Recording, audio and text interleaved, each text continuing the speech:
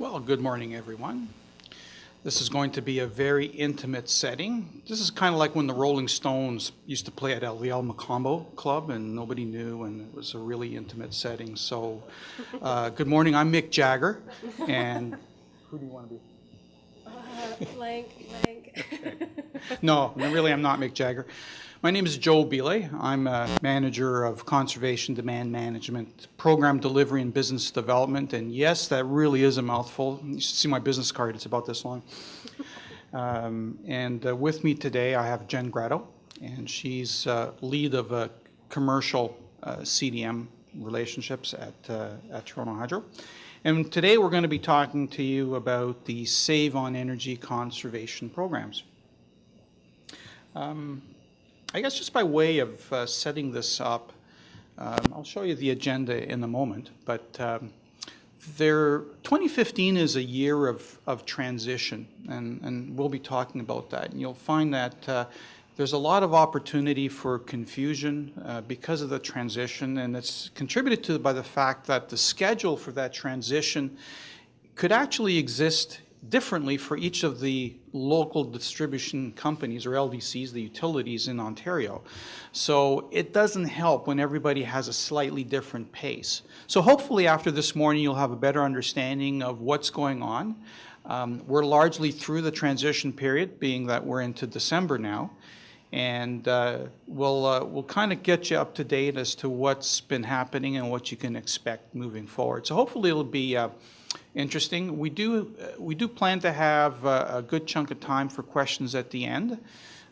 So if you want, you can hold off your questions until then. But since we're a small audience this morning, if there's something that's really burning in your mind and you want to ask a question, please feel free to do so.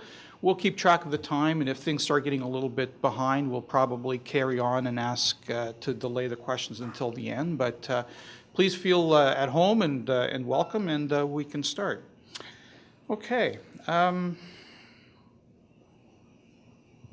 Here's what we're going to talk about this morning. We'll provide you with the prerequisite overview of our utility, but we'll get into the update to what's been happening. Some of the interesting bits will be when we talk about the pilots and program innovations, because that's going to be a bit of a sneak peek. By way of introduction, I should also mention that one of my other jobs, besides being the manager of business development for CDM at Toronto Hydro, is I'm also co-chair of the working group that is been formed by the Independent Electricity System Operator, or ISO. It's the old OPA from a program development standpoint. And my colleague Jen, she's actually co-chair of one of the working groups, which kind of is one of the splinter subcommittees for my team. And her group is responsible for actually some of the design and program enhancements around the Retrofit Program. So we're going to be able to give you a front row perspective of what's coming down the pipe, so to speak, from these new programs. So hopefully you'll enjoy that. And we'll also be spending a little bit of time very, very lightly touching on the kinds of programs that currently exist, so that if you're not familiar with them, you'll get a sense as to what is available for you.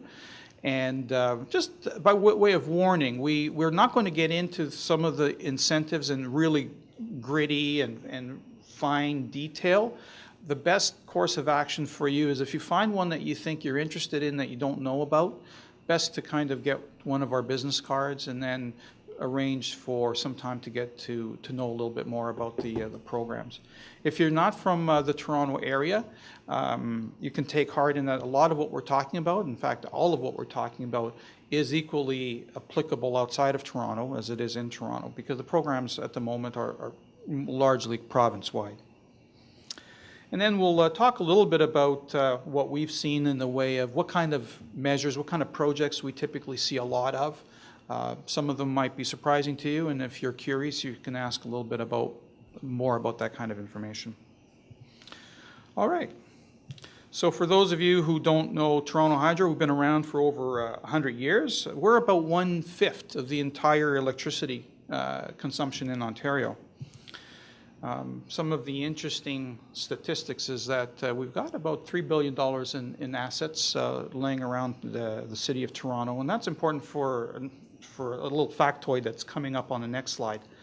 But we have almost 750,000 customers. In fact, probably there's an extra 100 to 200,000 customers behind that, if you account for all of the sub-meters that we don't necessarily see. So we might have one account, but if it's in a condominium building, for example, there'll be many, many more customers in behind that.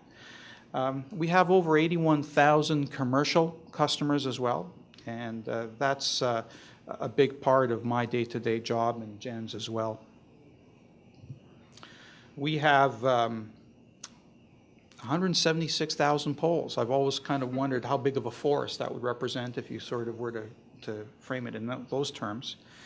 We have 15,000 kilometers of overhead wires, and a little bit below that, 12,000 kilometers of underground wire. Back in the ice storm a little while ago, a couple of years ago, if you recall, one of the questions that was posed of us is, well, why doesn't Toronto Hydro bury all of their services? And remember that we said that we had $3 billion in assets. It was estimated it was cost us about $15 billion to bury all of those 12,000 kilometers underground. So it's an interesting little tidbit that you can bring up at your next holiday cocktail party. Okay, let's dig into some of the CDM update material. We've been working since 2011 on the old tranche, or the old generation of conservation programs. And in March of 2014, the Ministry of Energy announced that there was going to be a new framework that would carry us on to 2020. And those programs would be available starting in 2015, which is this year. And the important point was that conservation really wasn't going anywhere. It's around, it's going to stay around for a while. And the reason for that is actually quite understandable, is that conservation is actually the cheapest form of generation. And that might sound odd when you think of generation in terms of building a new gas plant or a new nuclear reactor or another hydroelectric dam. The cost of saving a kilowatt hour is much, much less than the cost of building new generation. And so that's why we're safe in saying it's not going to go away anytime soon, because it's the best way of keeping electricity rates down. One of the changes that was quite significant for us in the LDC community was that our old targets under the old programs were both energy, in terms of kilowatt hours, as well as demand, or kilowatts. And under the new directive, there was a seismic shift in that our targets were, from that point on, only going to be energy-based. So things like demand response, which used to be a program in the old days, ceased to be a program for us. But the good news is that a lot of what you'll see that you may be comfortable with from the old days will continue and, in fact, be enhanced as we move forward. One of the other interesting conclusions is that our targets have effectively doubled since the old. So we used to have demand and energy targets under the old framework. Under the new framework, our targets have actually doubled. And the funding to pay for those programs hasn't doubled. It's actually, I think, somewhere around 20% thereabouts. The reason that's significant for customers is that you can anticipate LDCs are going to be working that much harder to try to engage the marketplace to help assist us in achieving our targets and achieving your savings objectives as well. Another change is that the LDCs are now supposed to be designing in designing the new programs. I'd like to introduce an analogy at this point. It's very much like in the real estate business building a new building, and it's probably appropriate given the form that we're at today. In that the LDCs very much have an architect engineering type of mandate moving forward in terms that we can design these things. However, I think that what you have to understand is ISO, which is the Independent System Operator, the old OPA, is still there as the governing authority, and they're very much acting like the buildings department at the municipality. So they're kind of monitoring us. They're the ones that ultimately approve all of the development work that we do. Programs can be introduced at a provincial level. They also could be introduced at a local level. And what that means is that if we have a particular segment or customer group that isn't really well serviced by whatever is already in market, we do have the opportunity to try to develop new programs in that regard. So one of the takeaways for you is that if you think that there's something that hasn't really worked for you as a customer, by all means, let us know. We're kind of interested in hearing your ideas as to what some of the gaps are in the marketplace. We think we've got a pretty good understanding and idea, but obviously, there's always room for other opinions and other thoughts in that matter. We're also looking to coordinate with the gas companies a lot more. Obviously, the weakness in everything that we've done up to date is that as a customer, you could be one energy manager within your organization, and you say hello to us one day, and then the next day along comes your representative from the gas company. You're talking about the same energy conservation initiatives potentially. So we recognize that there's a little bit of duplication in that regards. It's unavoidable up to this point because that's the way that the regulator has set things up. But we're working with the gas companies to try to streamline as much as we can. And that could be as easy as basically applying for one program and not having to duplicate that application a couple of times. But more interestingly, what we might be able to do is to leverage some of their funding to be able to deliver programs to the marketplace more cost effectively. And again, the reason that should be of interest to you is the more cost efficiencies LDCs have in delivering programs, the more opportunity there is in us offering more or even increasing incentives to the marketplace. So what's been happening? So 2011 to 14 programs were bridged over to 2015. So 2015 is an overlap year. And that admittedly has caused some confusion because every LDC really has an opportunity to launch at any point during 2015. We launched in July 1st. So that means that if you were a customer that was applying for an incentive in June, and then you applied for another one in July, the incentive is actually being paid for out of two separate buckets. But if we've been successful, that's about the only difference you shall see. We didn't want to confuse the marketplace, although and my apologies to any accountants that may be in the audience this morning. It is important that all of the beans be stacked in the right pile. So that's really the only difference between the new programs from an actual delivery standpoint. Any questions? You guys are very quiet this morning. We've been working on developing new programs. I think the reality is that as we get started, the first year is really going to be fixing and tweaking the old programs. A lot of people had issues with the old programs. Oh, this doesn't work so well, and if only you could have done this, or if you could have streamlined that. So we've been trying to incorporate a lot of those changes in the old programs that have been continuing. And the intent is that as we move forward into 2016 and beyond, that we would start introducing new programs. And of course, we do have a new governance structure, and as I mentioned earlier, Jen and I are part of that new governance structure, especially as it pertains to developing new programs. So what's it look like to you, the customer? Well, I think that, and if you don't recognize a lot of these programs, that's okay. We actually have a fairly wide array of programs.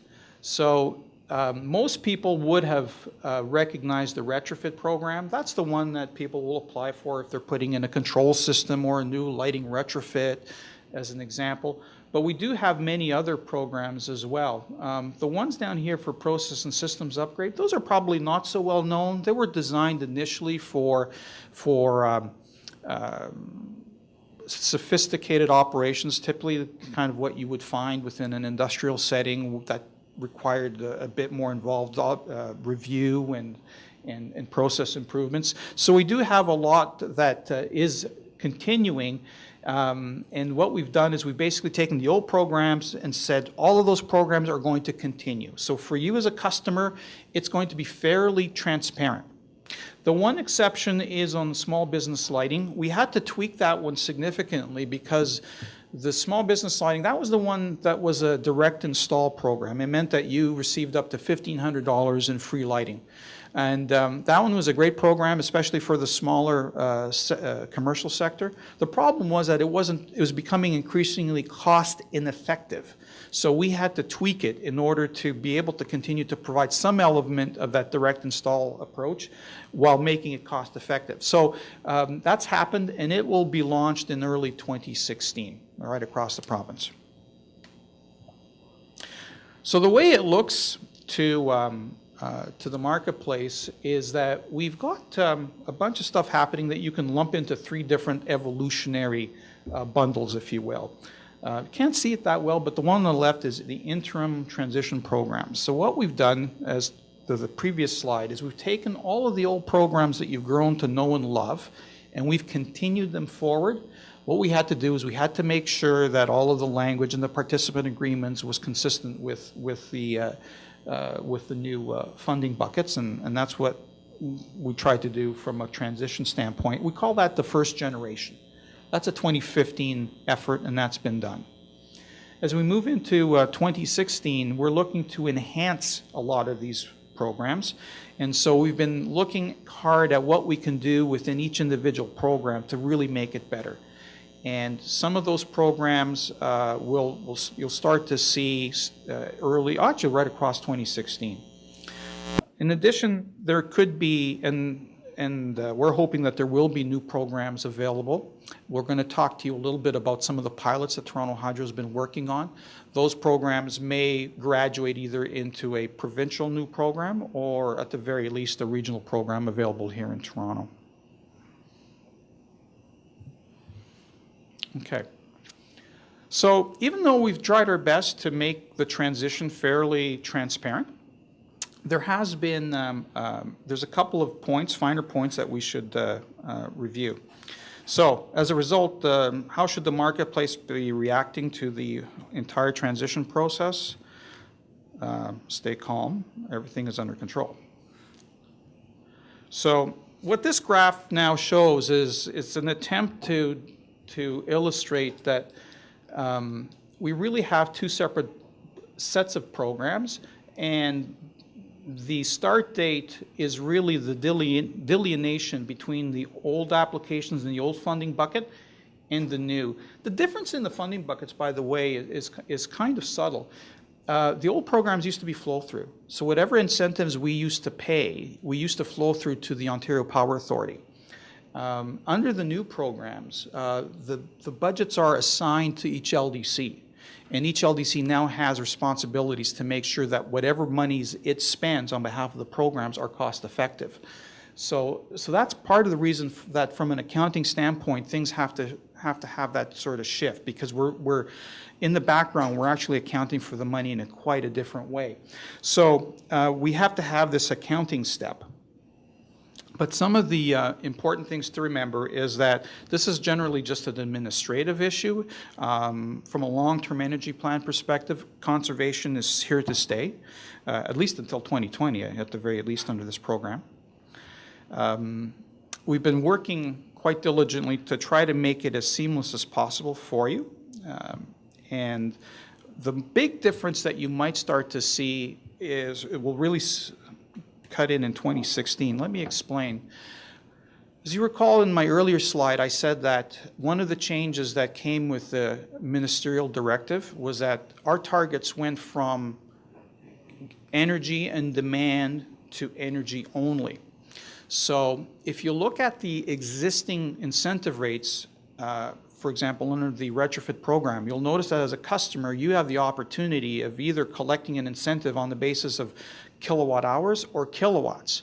So we have an essential disconnect between the ministerial directive and the targets that they've given the LDCs and the current set of incentives. So we have energy-only targets that we have to hit between now and the end of 2020, yet we're paying incentives today that can either be kilowatt hour or kilowatt based. So there's a misalignment, if you will, in incentives. We intentionally left it the way it was because we didn't want to change things to the marketplace that drastically that quickly. But there is a day coming, and it'll happen in 2016, where the incentive rates will lose the per kilowatt component, that they will become per kilowatt hour based exclusively. So at least for the next little while, first couple of months of 2016, you'll be able to proceed with funding the way that you've been used to. And we're currently working on what those new incentive rates may be in the future.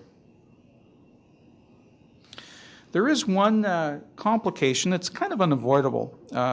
Understanding that we do have two separate administration buckets for paying out incentives, there is one complication, which is that if you happen to be working on a project that was originally applied for under the old 2011 to 14 programs, which actually continued into 2015. So you could have successfully submitted an application in, I don't know, February of 2015, earlier this year, were approved, and you're building the project, and supposing you were, it was a simple lighting project, and your intention was to finish it by October.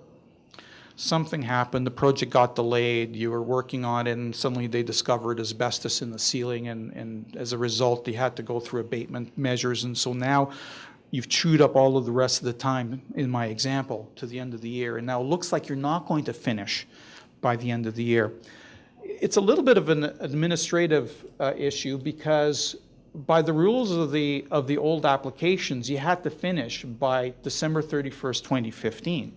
So what we've done is we've created something that's called an amending agreement. And if you are a customer that currently has one of these open projects, you may, if you haven't already, received a letter in the mail saying that, good morning, your project hasn't finished. You must, under the old agreements, finish by December 31st.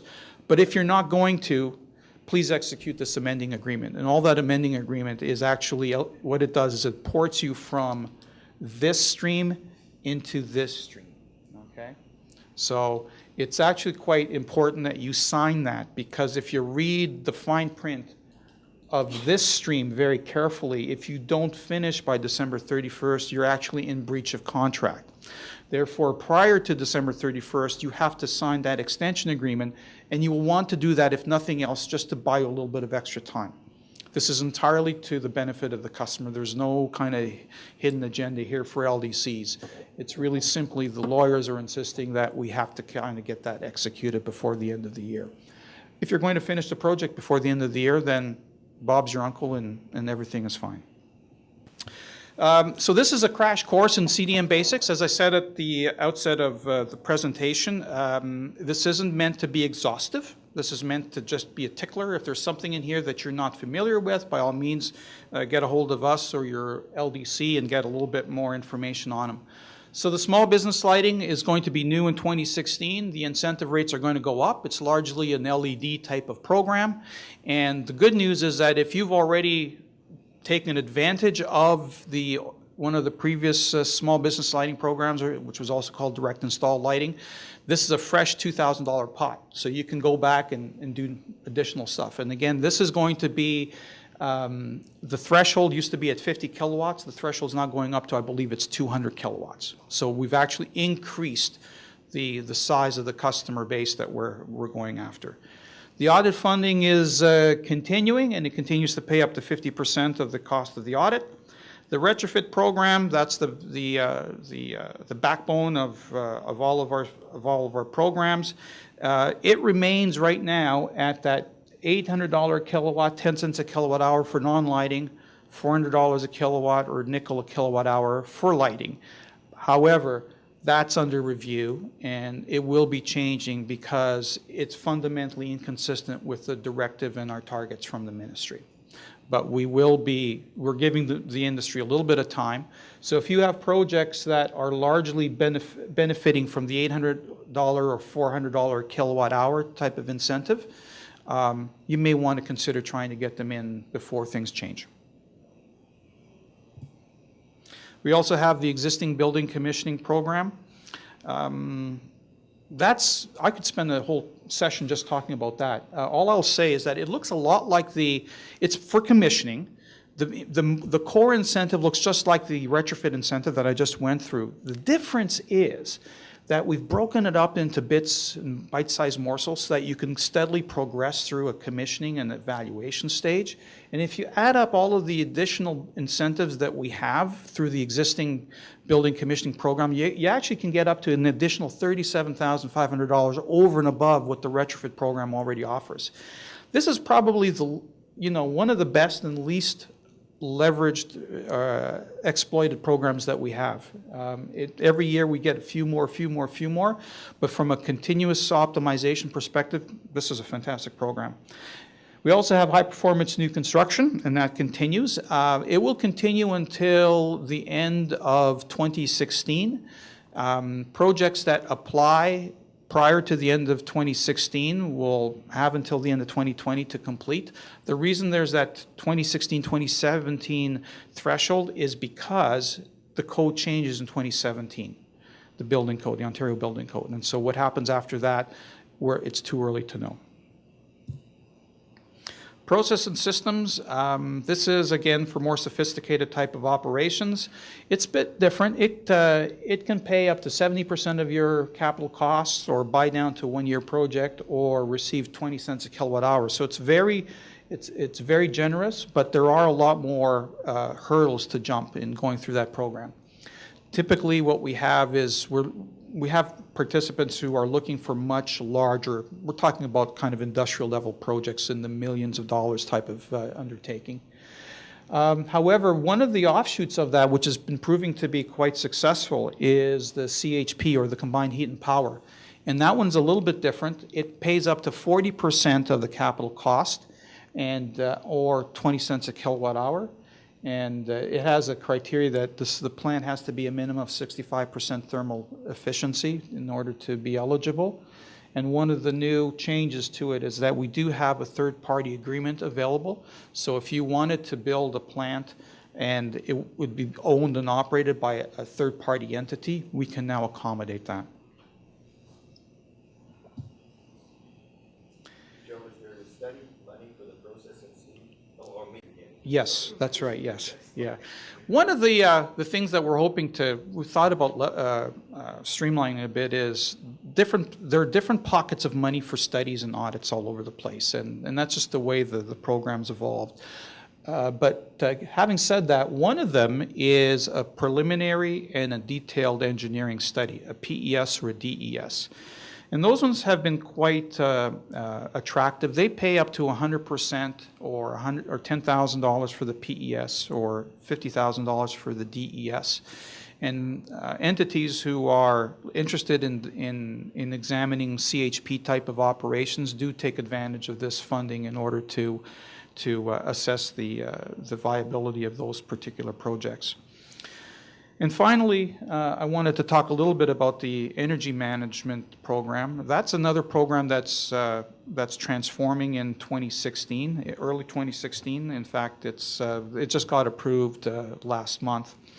It's going to morph into a program that exists in two streams. The first stream is similar to what exists today, which is we pay up to 80% of an energy manager's salary, capped at $80,000.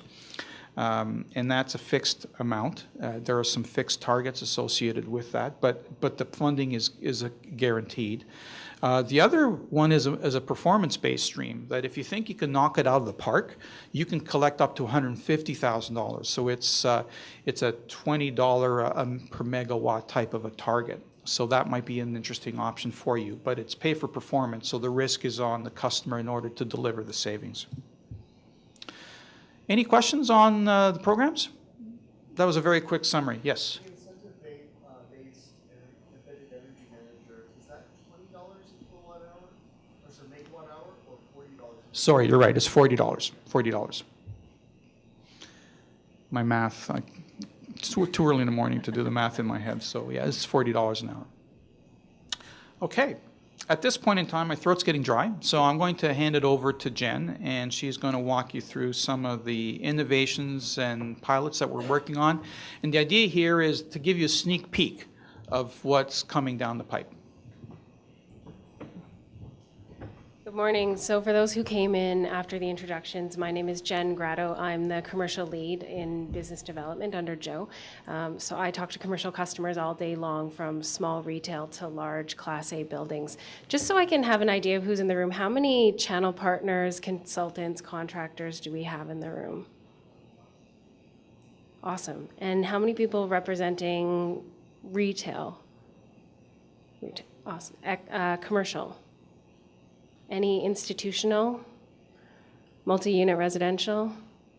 Okay, so we've got a good mix in the crowd today.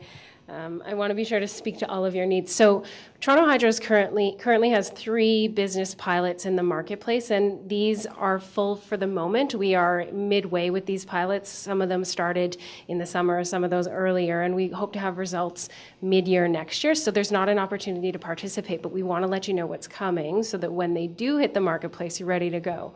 So RTU Saver is our first one. It's really coupling 2 very viable technologies for RTUs, so demand control ventilation and VFDs. And when you couple those 2 technologies together, you hit a sweet spot in terms of controls that allows really optimal operation of rooftop units.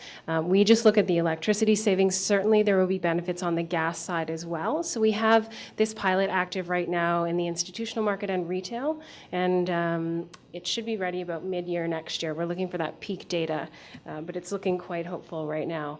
Pump Saver, anyone familiar with hydronic balancing in buildings? I'm sure lots of you are familiar with that. The fundamental principle here is that we are driving pressure in our hydronic systems and then reducing that via pressure reducing valves. So if we pull out those valves and we put VFDs on those pumps, we're actually accruing savings in the building. This is a direct install pilot, so there is no cost to the participant. That's the model of the pilot. We need to see how viable that is as a program moving forward, but I think you would agree that's a very attractive option for applicants to have no upfront cost to recruit these savings. And the last is OpSaver. I'm going to talk a lot about operational savings, a lot in context, maybe 5 minutes. I won't bore you to death. But OpSaver really hits this sweet spot in the marketplace where we are seeing sort of a lack of structure in our programs that are available that allow for operational savings. So everything that we offer right now is about an upfront capital investment. OpSaver plays on the theory that you can manage your building via low-cost or no-cost measures and recruit as much, if not more, savings. So this is about comprehensive facility management. We have 10 commercial sites in this pilot right now under 2 different models in terms of consultants. And again, we should have results about 3/4 of the way through next year. This is where the shift is going in terms of energy management and our portfolio of programs, which I'll talk more about later. So what we have under development in terms of 2015 priorities, Joe's talked about the new small business lighting program, the new energy manager program. Look for those next year. Retrofit program enhancements I'll talk about in a minute. Retrofit's the bread and butter of our conservation programs. So it's not broken. It's been largely successful, but we really want to tweak it to make sure we're aligning with customer business practices. Third-party CHP, Joe's talked about. Upstream is something that is brand new and we're hoping will be quite successful. So rather than via retrofit incenting at the applicant level, there are some technologies where it would be much more efficient to incent at the manufacturer distributor level. This has been done in the US, in particular PG&E has some significant studies that show participation in programs going up by 10-fold for things like motors and VFDs and rooftop units. So this is something we're looking into provincially. To come in 2016, again, Joe's talked about those incentive rates. Everyone wants to know, and that will be released as soon as possible. PSUI programs are being reviewed. Those were typically available for industrial users, but we found them particularly effective for institutional and some commercial, so look for changes there. HPNC, we know with the building code that's coming out in 2017, we have to review that program altogether. So look for messaging there, as well as audit funding, again, upstream and commissioning. So this is where our focus is in 2016. Oh, I went backwards. But future consideration, again, operationalizing. That was Joe's word. That's not my fault. Making those pilots into effective either regional or provincial programs. We want to make that happen in 2016. it's a little bit of LDC insider knowledge that we have this 6-year framework, but we also have major targets at the end of 2017. So next year is key for us. So you'll see a lot of marketplace messaging, a lot of rollouts of new programs that can run us through to the end of 2017 when we have major targets. So we want to get those in place as soon as possible. And then focusing on those operational savings, which is what I'm going to talk about in a couple of minutes. Okay, so retrofit program. How many people have participated in retrofit? Good. How many people would say that's been a pleasant experience? You're a very kind person. How many people have felt a little bit of pain under the retrofit program? David, what's that been associated with? It's the difference between prescriptive, engineered, and custom. Oh, that's music to my ears. Because and then the M&B that you either have to take an 80%, you know. So I think there are ways of protecting the public first and making it more flexible with regard to what the clients see. We know the rules and why we're doing it. It's explaining it, like to the guy at the CSA building that, you know, you remove the equipment too soon. I know you have a demolition thing, but you're not going to get your money because someone didn't drive out here and look at it. Right. So, you know, we're putting our PNs or our CEMs on the line. We should have much more flexibility and be held accountable, and we don't. It's a nightmare with regard to reviews of engineered and custom programs. That's a fair point. Anyone found the application platform itself via Save on Energy a little bit bulky? Yeah, uploading the spec sheets and all that, it's a challenge. There's more money. When I say to somebody, you can get $20 for this LED, or you can have lighting, sensors, and automation, and you're going to get 40 or 50, and you're going to get 50% back. So we get paid by bringing them more savings, and we need to have that ability to do that. Do you want to deliver the next slide here, David?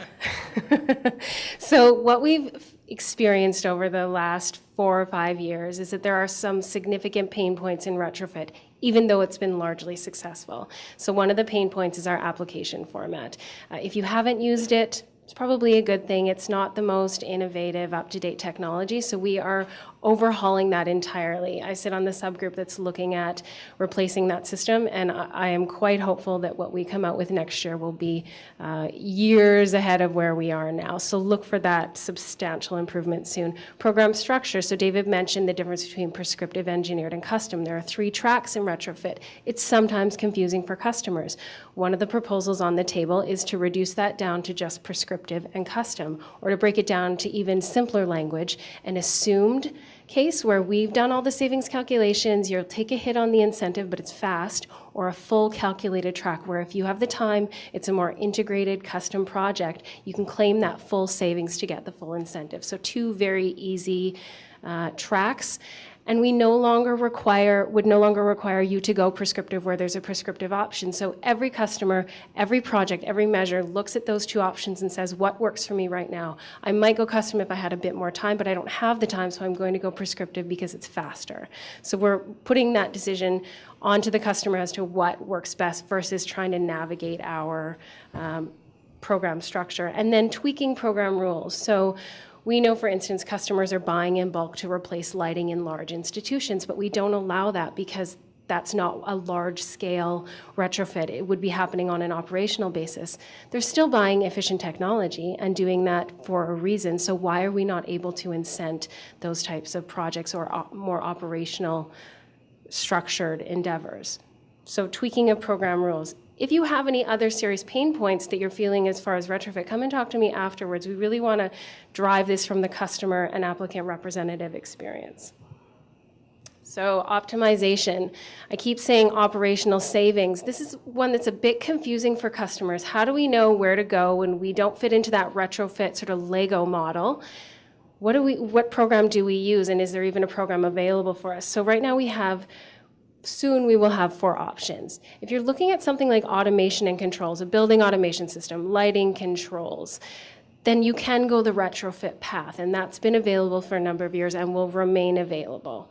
But if you're looking at existing building commissioning, right now that's primarily for cooling plants, but we are looking to expand that scope. So there are specific requirements in terms of how long it's been since it's been commissioned and how long it'll be till it's been replaced. But that's for specific study of a cooling plant and hopefully heating to come. Monitoring and targeting. How many people have a clear idea of what we mean when we say monitoring and targeting? That's the right answer. There is obvious confusion in the marketplace. Right now, M&T is a sort of a subset under retrofit where you can apply via custom. What it really means is I have a specific piece of equipment or a specific process that I don't think is operating efficiently, but I don't have the data to be able to know that. So we would go in and add points to a building automation system or add sub-metering, and we would collect that data and then refine the system. A perfect example is we have a very high-performing multi-unit residential building in Toronto. It's quite aggressive, and they put sub-metering on some of their electric heating so they could know exactly how it was functioning because it was costing them a lot. They invested in the metering, step back. They applied for an M&T incentive via retrofit, invested in the metering, collected that data, realized their savings potential, and then received an incentive. So that's a good example of how you can use M&T on a very simplified level. And then you have the operational savings. Low cost, no cost. If there's no capital upfront investment, currently there's no mechanism to apply because with retrofit, if you have no cost, you have no incentive. The incentives are structured based on project cost. So we're creating that ability to recruit those savings. The key with operational savings, though, is persistence. So if I'm relying on someone to turn their office light off every night before they leave, sure, they might or they might not, but it'll all come out in the wash over the years of review. We want to invest in operational savings that are going to be persistent. It's up to us now to prove that that savings will exist tomorrow, and it will also exist 2 years from now. So it can include behavioral, but we're more relying on controls and building systems to integrate those changes. Did you want to add anything to that? No, good job. So conservation opportunities. Right now, some of the opportunities that we have seen through retrofit and will continue to see are things like LED lighting, VFDs on pumps and fans, cooling plant measures, data centers are becoming, there's a small number of those customers, but we're seeing more and more of those applications and more opportunities with things like server virtualization. And then demand control ventilation in commercial buildings in particular is one that's underutilized. There's significant opportunity for implementing demand control ventilation in commercial facilities. In multi-unit residential, MERB, similar list, lighting, controls. Is everyone aware that building code has recently changed so that you can put stairwells and corridors on sensor? That's a significant change as well. It used to be 24/7 full lighting. Now you can add sensors to reduce that when it's unoccupied.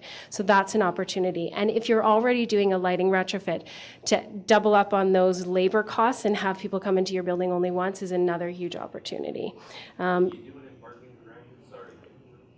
In parking garages, I would have to confirm. I know for sure stairwells and corridors. Yes.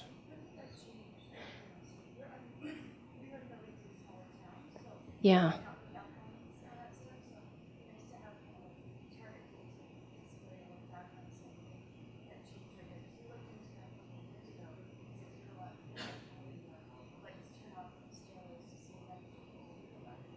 I don't have an exact date, but I know it is recent, 2014-ish. Yeah, we started seeing applications doing with that in, I guess I'd say late 2014, early 2015.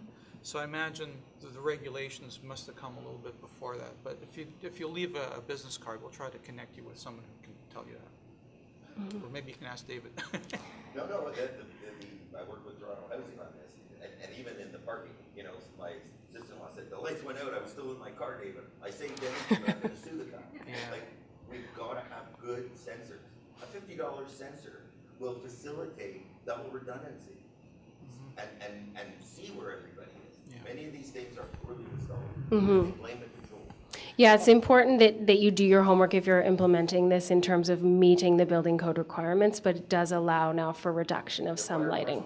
Instant lighting. And those only work with LEDs now. It's quicker than the fluorescents that they come on.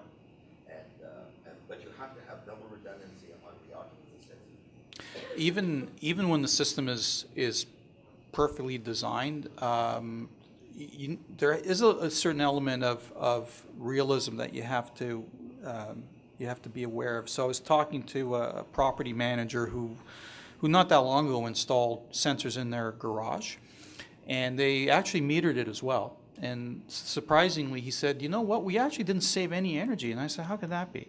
Because it was a configuration of the parking lot.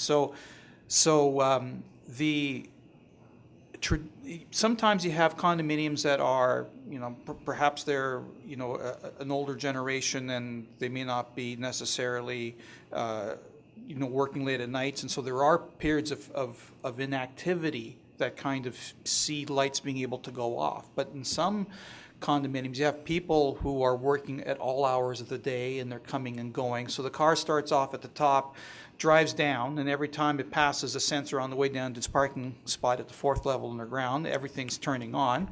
And then, meanwhile, somebody is driving out, and every light's turning on again.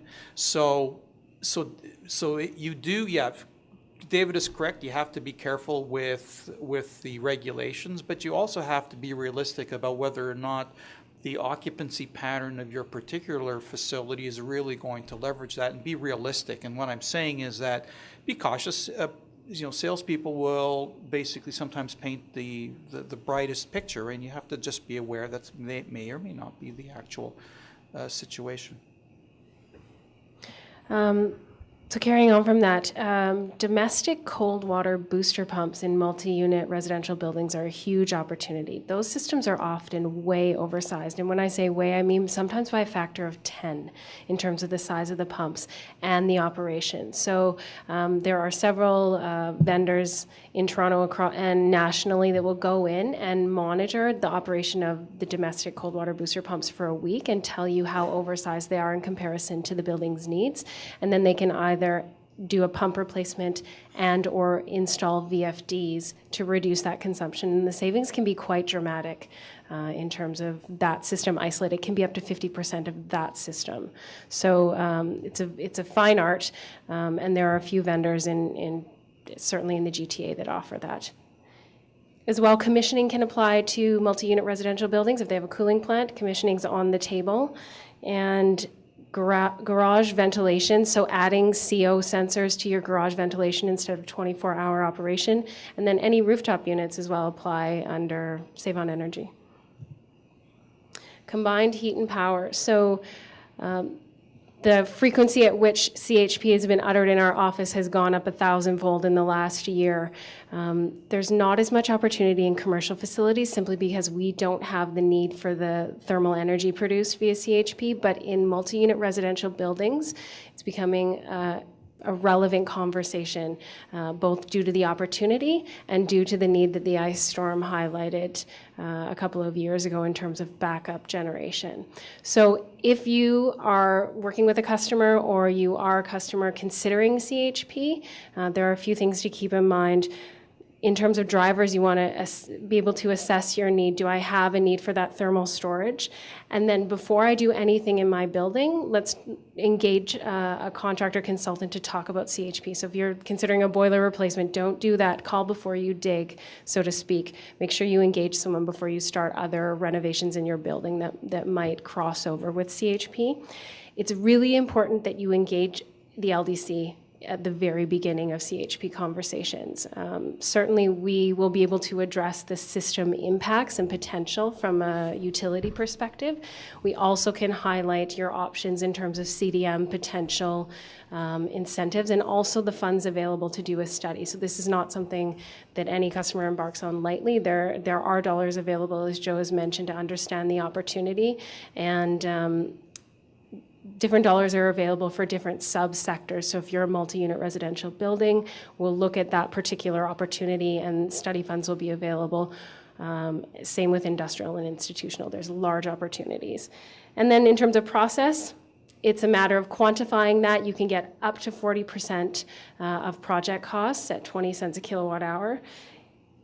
And Bob's your uncle. as Joe had said.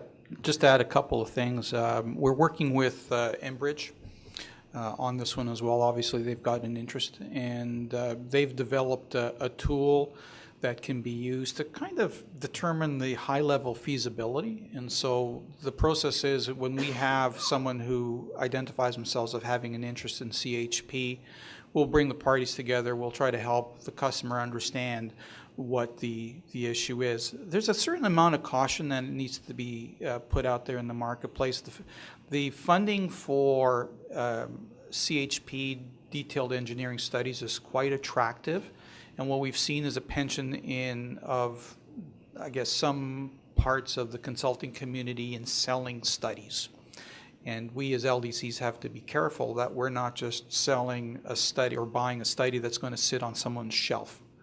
The ratepayer isn't interested in funding studies that sit on shelves. So we can work with the customer to understand, do you realize that this is going to be a $2 million project, as an example? Do you have $2 million? Is $2 million from a capital cost something that you can marshal up? Some of those simple questions can kind of help to pre-qualify the opportunities right off the bat. The other thing, too, that you need to bear in mind when it comes to CHP is that there's also purveyors out there who are quite good at doing modeling of their one particular device, whether that be a turbine, a reciprocating engine. And if that doesn't happen to be the best option, technical option for your site, you may shot your one bullet for that particular study and not got a study for the right technology. So what we also like to counsel our customers is maybe the right first step isn't so much a detailed engineering study. Maybe the better step is to go through a preliminary study to kind of get all of the options identified and on the table, and then carry on from that. So at the moment, we're looking at the way we incent those particular studies as well. So there could be some changes coming down the road as well. Your best option, to Jen's point, is talk to your LDC, understand what your options are. And by all means, we're happy to work with you. The other element, too, just to wrap up here, is that especially if you're looking at a rotating kind of generation device, there are things that you have to look at from an electrical distribution grid perspective, and sometimes your particular area may not have sufficient short-circuiting capacity. That typically is a Hydro 1 concern that we need to elevate to Hydro 1. So even though you might have the money, even though you might have the right technical solution, there's also an interconnection issue that has to be dealt with. So once again, your best bet is to reach out to your LDC, understand what the options are for your particular area, and then also understand what you can do from a CDM perspective. I'm happy you said that, because we're on the behind the meter group, and we do all this work, and we don't want to do a study only to find out that, well, there's no certain circuit capacity at Rexdale Gold. Yeah. Right. So I agree. The second question I would have, though, is the size of the KW has to be 35% of the load. Is that it? Like, if we could convince people that don't go so big, everybody thinks bigger is cheaper, right? Yeah. Oh, look, I'll get off the hydro, Yeah. So are there ways that if we approach Hydro 1 and say, if it's only 350 kilowatts out of the two bags, and it's also their backup generator because they're switching to gas, maybe it fits. We need your help to facilitate. Right. That's exactly right, David. We have situations where we'll approach our generation and power planning group and they'll say, how big is the unit? It's 300 kilowatts. It'll go, it's fine. Or how big is the unit? And I say 10 meg. Oh my goodness. Okay, let's sit down and kind of look at this thing a little bit more closely. Absolutely. And the 40% of project costs is the installation of the CHP. That's right. And the heat recovery unit and the, let's say, absorption chiller that might lower the chiller load, or is that becoming custom kind of application? If it's all kind of hanging together and everything is, I think what we want to avoid is somebody kind of bolting on a piece that doesn't drive savings. If it's an integrated piece that's part of the overall energy saving design, that's the project. Yeah. Okay. Thank And you. on that note, thank you very much.